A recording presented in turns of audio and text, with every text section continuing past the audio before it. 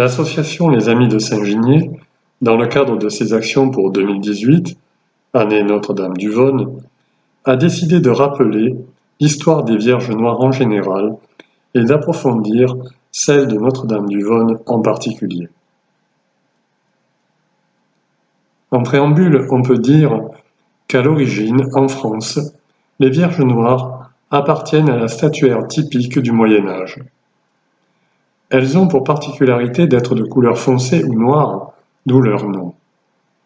De nombreuses hypothèses ont été avancées pour tenter d'expliquer les raisons de leur couleur sombre, souvent limitée au visage et aux mains de la Vierge Marie et de son enfant.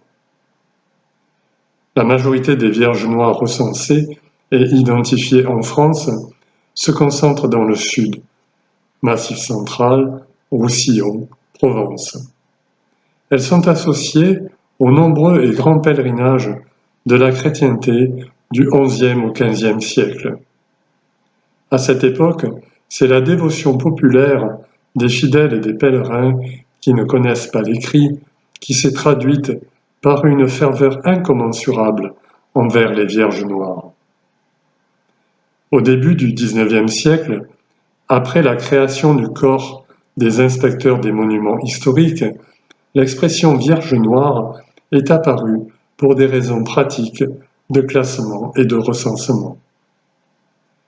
C'est au début du XXe siècle que celles-ci, grâce à un regain d'intérêt, ont fait l'objet d'études et de rédaction d'ouvrages de plus en plus nombreux, ceci jusqu'à aujourd'hui.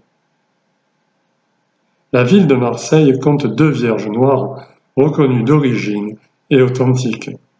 Notre-Dame de Confession, en l'abbaye de Saint-Victor, et Notre-Dame-du-Vaune, en l'église de Saint-Ginier, dans les quartiers sud de la ville.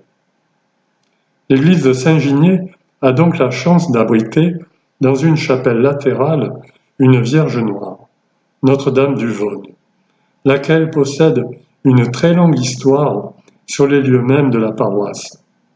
Cette dernière se situe au carrefour de l'estuaire de la rivière Uvonne et du bord de mer, aujourd'hui dénommé plage du Prado. Elle s'étend au-delà de l'église actuelle, au cœur du 8e arrondissement de la ville. Il y a quelques années, en 2003, notre regretté ami Robert Caillol a rédigé une histoire très documentée de la statue de Notre-Dame-du-Vaune.